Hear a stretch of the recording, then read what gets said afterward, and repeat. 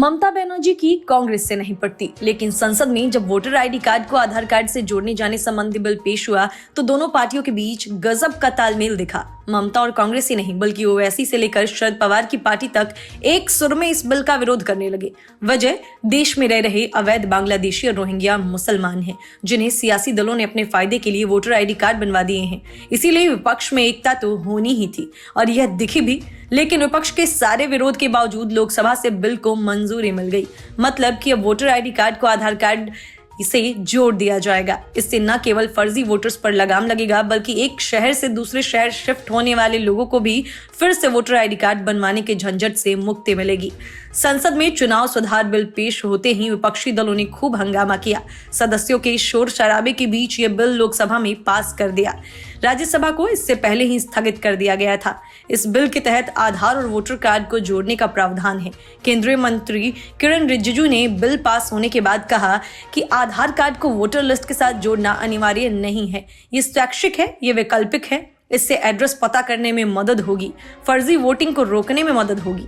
सरकार ने लोकसभा में जैसे ही इस बिल को पेश किया वैसे ही हंगामा शुरू हो गया। विपक्षी दलों ने इसका जमकर विरोध किया। ओवैसी ने केएस पट्टुस्वामी मामले में सुप्रीम कोर्ट के फैसले का हवाला देते हुए कहा कि इस बिल को निजता के मूल अधिकार का उल्लंघन करने वाला बताया। उन्होंने कहा कि पट्टुस्वामी मामले में निजता की जो परिभाषा दी गई है, ये बिल उसका उल्लंघन करता है। ओवैसी ने आशंका जताई कि वोटर आईडी कार्ड को आधार कार्ड से जोड़ने से सरकार स्वतंत्र और निष्पक्ष चुनाव के लिए जरूरी गुप्त मतदान की प्रक्रिया में छेड़छाड़ कर सकेगी।